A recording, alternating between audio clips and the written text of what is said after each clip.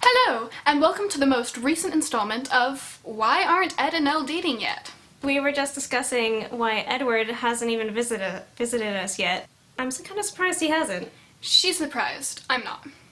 No?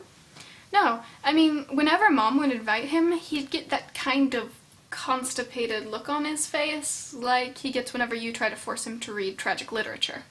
If he wanted to come, he would have come already. I mean, and Elle thinks so too.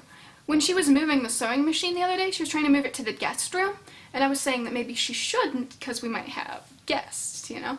And she said that she didn't think anyone would come. Well, I mean, I have a few theories on what could be keeping him from visiting. Like what? Well, he could have gone jogging and broken his leg.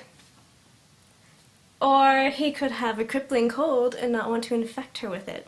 Maybe. Or his mother found out about his deep, abiding love for Eleanor and threw him in their basement out of anger that he could fall in love with anyone without a trust fund. What? You're right. They definitely have a proper dungeon, not a basement. Or maybe they tried to force him into the ancient family trade.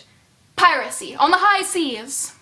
But he wouldn't steal a handbag, so they had to train him to disregard his strong sense of ethics.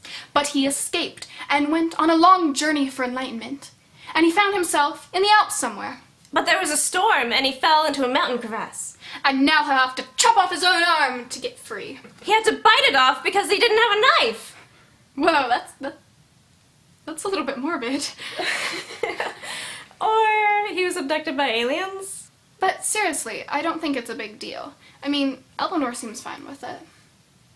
But that's weird, right? I just don't understand those two. They're so awkward together.